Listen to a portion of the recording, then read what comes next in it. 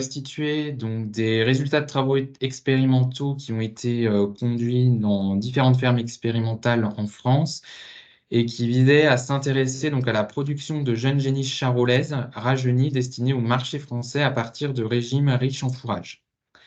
Ces travaux s'inscrivent dans le cadre du programme national CAP Protéines qui visait à améliorer l'autonomie protéique des élevages en France. Donc, ces résultats ont été valorisés dans le cadre du projet Bovin à diffusion, soutenu financièrement par le Conseil régional Bourgogne-Franche-Comté. Et ces résultats font écho donc, à la demi-journée technique qui a eu lieu à Ferminov le 9 février dernier. Alors, quelques mots de contexte. Donc, pourquoi s'intéresser à la production de géniches charolaises rajeunies au niveau français?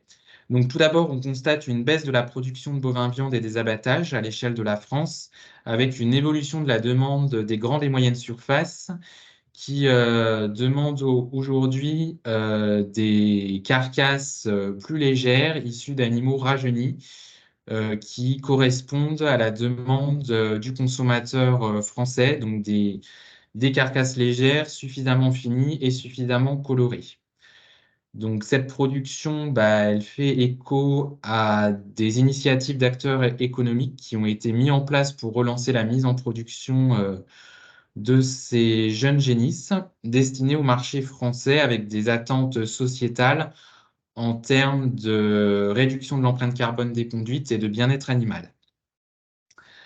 Donc, nous avions quelques références techniques qui dataient un peu, qui étaient la plupart du temps des références sur des rations en silage de maïs concentré, donc des types de conduites jeunes bovins.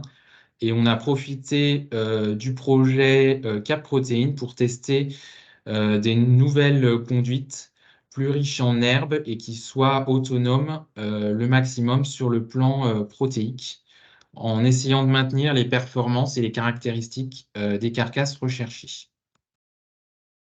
Concernant le dispositif, donc, différents essais ont été déployés dans différentes stations en France. Donc, la ferme expérimentale des Établières, la ferme des Borves, donc Arbalis située dans l'Indre, et la ferme de Jalony située en Saône-et-Loire. Donc, l'objectif était d'introduire des fourrages riches en protéines dans les conduites afin de limiter, voire supprimer les apports sous forme de concentré protéique dans les rations. Donc, nous avons testé ces régimes donc, sur des génisses charolaises au sevrage, donc des animaux qui pesaient entre 300 et 360 kg vifs à la mise en lot et qui étaient âgés entre 8 et 10 mois. Et l'objectif était de produire des carcasses entre 300 et 330 kg avec des rendements carcasses de 54-55% pour des états d'engraissement optimum situés à des notes de 3. Et donc l'objectif de croissance visé à travers ces conduites était des GMQ situés entre 1100 et 1200 grammes par jour. Donc comme vous pouvez le voir sur ce schéma, une large palette de conduites alimentaires ont été testées dans les différents sites expérimentaux, donc 9 régimes alimentaires d'engraissement testés, avec un minimum de 35% d'herbes, étant donné que cette production s'inscrivait dans un cahier des charges qui exigeait une part d'herbe minimum dans la ration à respecter, donc qui était 35% en matière sèche. Donc on peut remarquer que sur l'ensemble des rations testées, que les niveaux d'ingestion de ces jeunes génisses charolaises étaient situés entre 9 et 10 kg de matière sèche ingérée par animal et par jour, pour des densités énergétiques situées entre 0,8 et 0,9 UFV par kilo de matière sèche ingérée, ce qui a permis donc de produire des génisses avec des niveaux de croissance entre 1 kg et 1,3 kg. Les rapports PDI-UFV étaient situés entre 90 et 100 grammes de PDI par UF pour respecter l'autonomie protéique au maximum des conduites. Vous pouvez d'ailleurs remarquer que certaines stations, comme la ferme expérimentale des Bordes dans l'Indre, a réussi à mettre au point une ration autonome à 100% sur le plan protéique, donc sans apport de tourteau de colza. Mais le message clé à retenir est quel que soit le type d'herbe utilisé dans la ration et le niveau d'herbe incorporé dans le régime, nous n'avons pas constaté d'écart significatif sur les performances observées. Donc un petit zoom sur les 2 rations qui ont été testées à la ferme expérimentale de Jalony, donc Ferminov. Donc à Ferminov, on a testé donc 2 rations avec une base en silage d'herbe, une ration équilibrée avec de l'ensilage de maïs contre une ration équilibrée avec du maïs grain en remplacement de l'orge.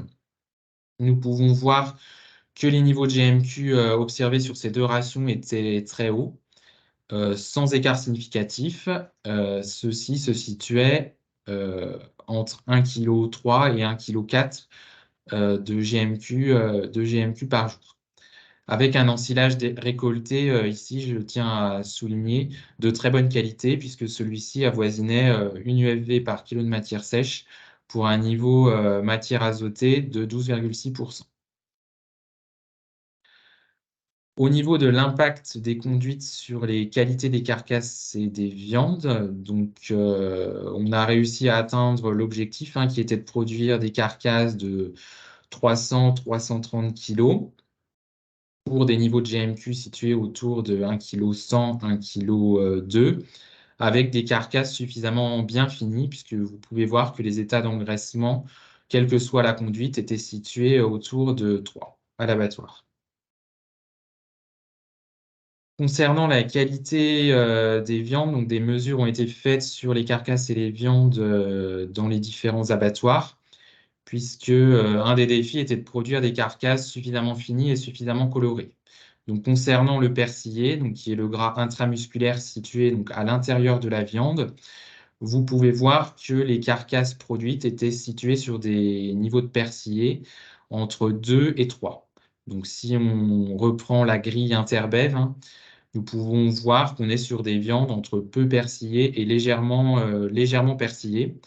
Donc un peu de gras dans la viande. Et concernant la répartition des notes, vous pouvez voir que si on prend l'exemple des établières, les notes de persillé étaient réparties entre des notes de 2 et de 3 principalement. En termes de couleur, donc les carcasses produites étaient de couleur rouge clair, donc plutôt des notes de 2. Donc des carcasses plutôt colorées pour des animaux jeunes avec des bons retours opérateurs sur ce type de carcasse.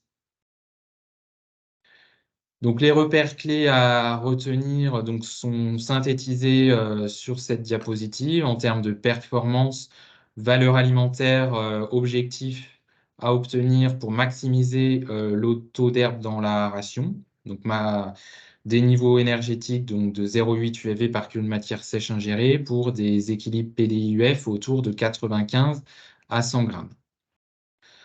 En termes de qualité de carcasse, donc vous retrouvez là les poids de carcasse, les niveaux de conformation et les rendements observés sur ces carcasses à l'abattoir issues de 188 génisses charolaises. En termes de conclusion, donc produire de jeunes génisses charolaises avec de l'herbe, ça nécessite de choisir et de récolter donc un ensilage ou un enrubanage d'herbe de qualité, un produit avec un taux minimum de 12% de MAT et 0,8 UFV par kilo de matière sèche ingérée, qui soit suffisamment ingestible par les animaux. Quand on introduit de l'herbe dans les conduites, forcément, on va avoir un impact sur le système plus global de l'élevage et notamment sur le système fourrager. Donc, pour vous donner un exemple, c'est entre 15 et 20 arts par animal d'herbe à récolter. Si on prend l'exemple d'un lot de 20 génisses charolaises à l'engraissement, il faudra compter entre 3 et 4 à 4 hectares d'herbe avec un rendement de 6 tonnes de matière sèche à l'hectare. Et enfin, ces essais avaient aussi pour objectif d'aider les acteurs économiques à finaliser, à préciser les itinéraires types de conduite pour pouvoir derrière préciser les schémas de contractualisation en apportant des références qui soient les plus fiables possibles en termes de performance, bilan alimentaire et caractéristiques des viandes obtenues dans les différentes fermes expérimentales. Donc en conclusion générale, hein, des rations d'engraissement performantes et économes avec de l'herbe. On a toutefois moins de variabilité en utilisant de l'ensilage de maïs. Et on note des perspectives d'évolution de ces conduites de finition avec une meilleure valorisation de l'herbe, où les éleveurs commencent à réfléchir à introduire plus d'herbe dans les rations et introduire de l'herbe issue de différentes espèces, que ce soit des métailles, des dérobés dans ces conduites de finition. Donc nous avons actuellement des travaux expérimentaux complémentaires en cours pour préciser plus finement la résilience de ces conduites face au changement climatique et de pouvoir essayer derrière de positionner ces pratiques dans un fonctionnement plus global de système. Merci pour votre attention.